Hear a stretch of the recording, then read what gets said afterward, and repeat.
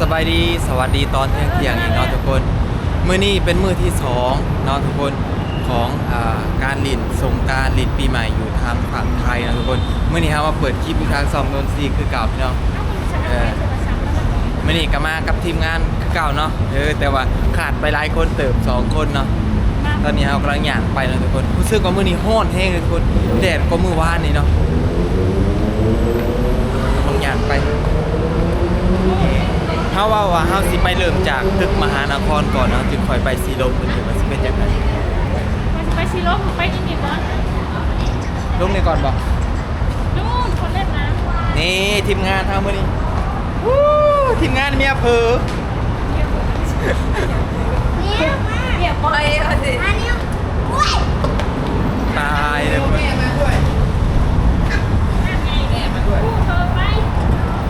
ฝากให้ได้ไหมฮัลโหลเจ้า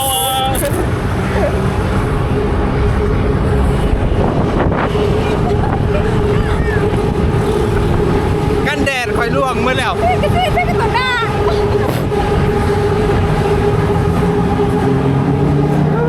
ทุกคนบรรยากาศ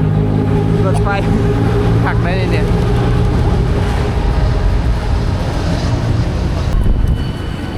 วันนี้เรามากับพี่ๆคนไทยนะทุกคนเจ้าถิ่นพาเที่ยวมื้อนี้น้องนิวสวัสดีค่ะสวัสดีวันสงกรานต์ค่ะบ่ายกล้องหน่อยบ่ายกล้องระวังเดินวันซ้อนเช้าแล้วก็เล็กแล้วได้ยินเสียงแล้ว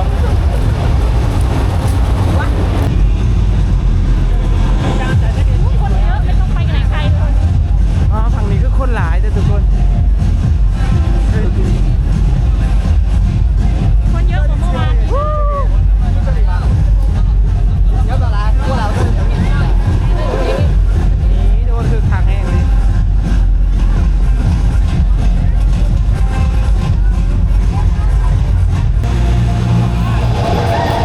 แฮปปี้นิวเยียร์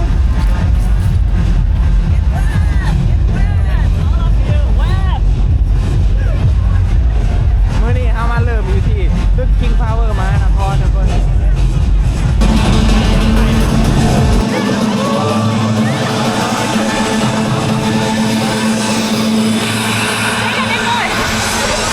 Porque esta noche tú y yo สาวๆสิพากันไปขึ้นอันนี้นะ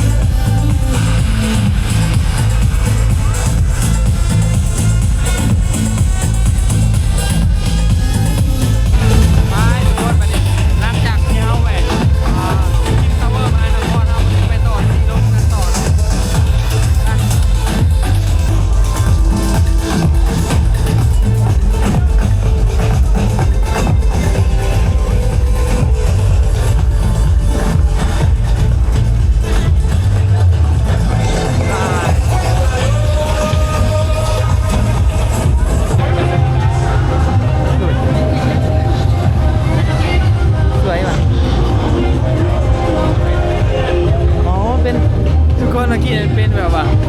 รถมอเตอร์ไซค์เดียวแล้วขายกาแฟไว้บ่มื้อนี้ไว้บ่มาครั้งแรกเลยมื้อนี้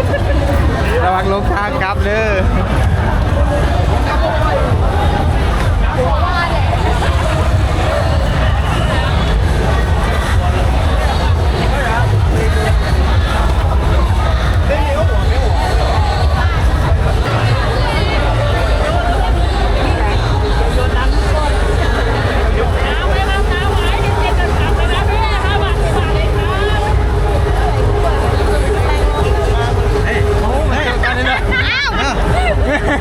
เจอกัน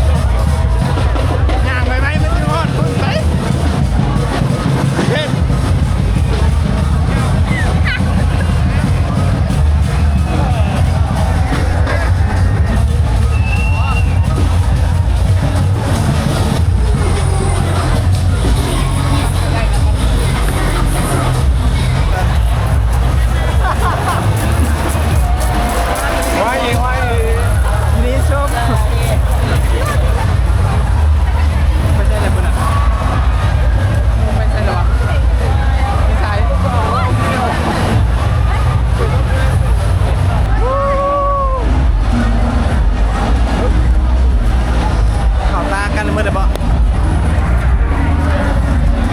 ขอต้านแล้วบ่จัน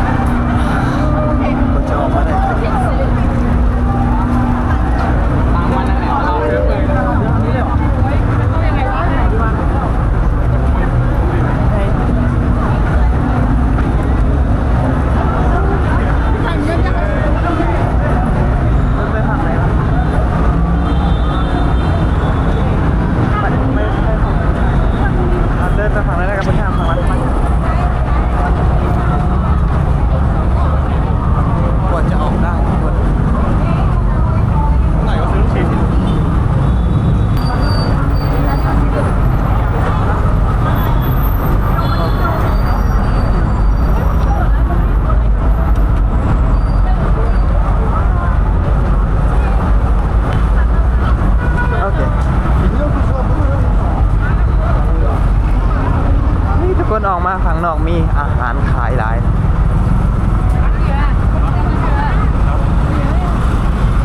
ฝั่งนั้นจะเป็นสวนลุม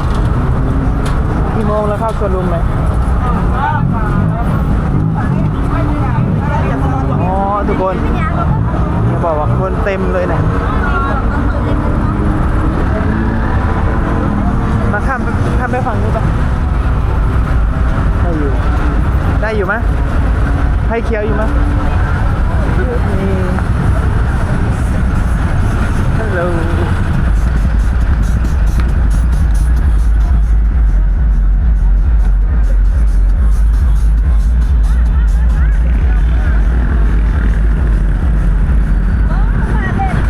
กว่าจะได้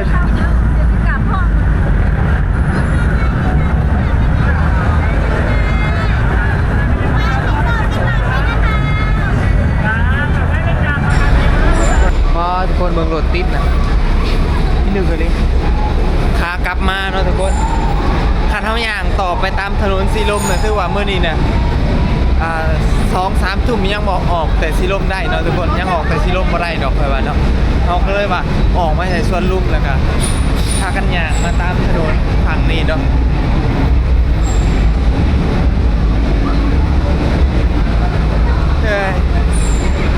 ผู้ฟังนี่กับคนกันหลายคือกันนะ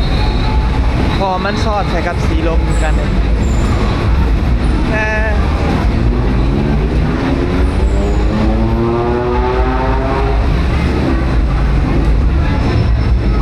ทุกคนมือที่2แห้งหลายนะ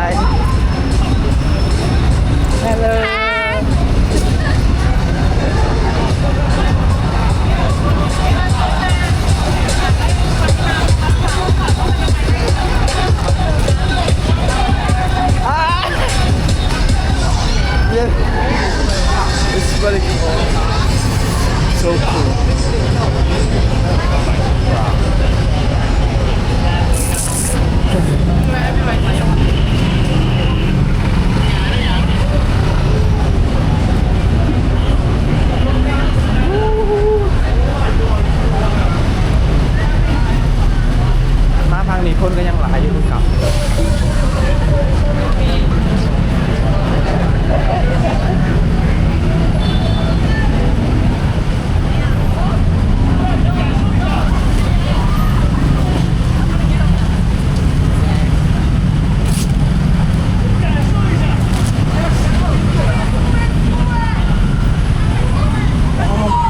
มาทางนี้ก็หลายอยู่กัน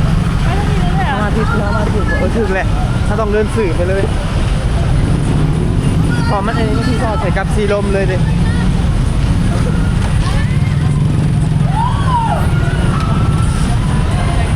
ทุกคนหาทางออก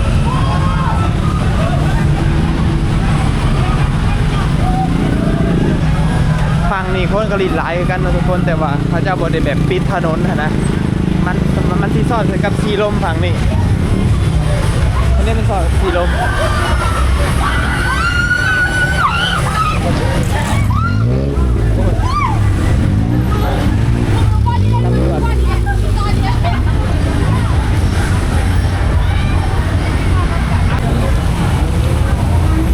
ฝั่งนี้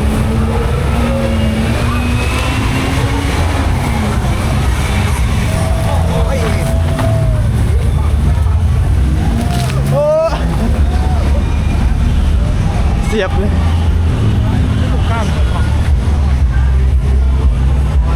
ทุกคนเวลาแบบว่าเขาจะเอาน้ำเย็นมาพดนะเย็นแต่มันแบบจี๊ดเลยนะเดือดพัน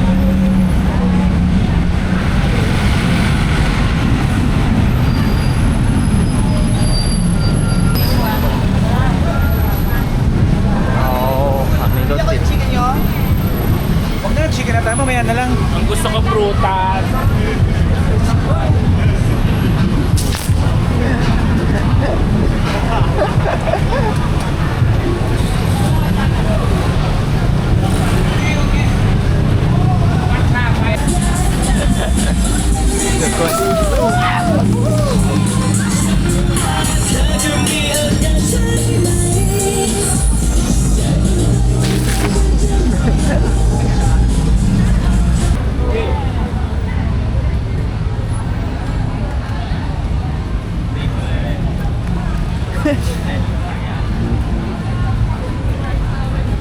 กินี่บิกินี่สาวน้อย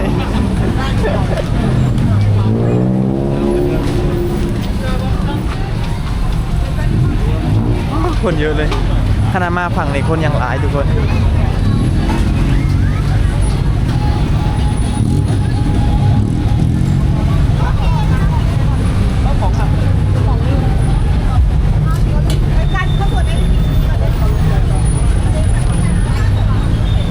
ใช่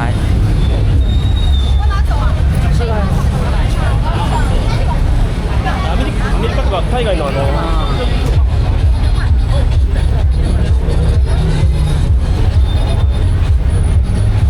นี่ทุกคนว่าฝั่งนี้เขาจะเป็นแบบบ่อนขายอาหารเลยนะ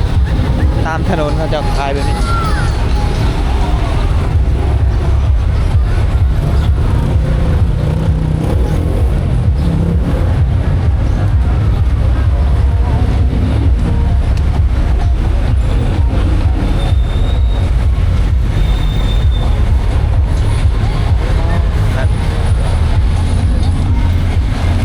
ทุกคน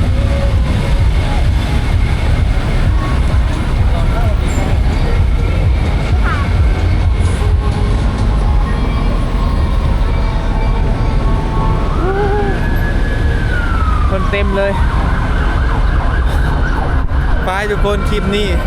บ่าวลาวก็สิขอจบคลิปสมีเด้อทุกคนมามือที่2นะทุกคนอีลากอีเรือหาทางออกก็สิออกได้ตั้งแต่สีลมนะครับมาหอดสาระแดงนะครับแบบ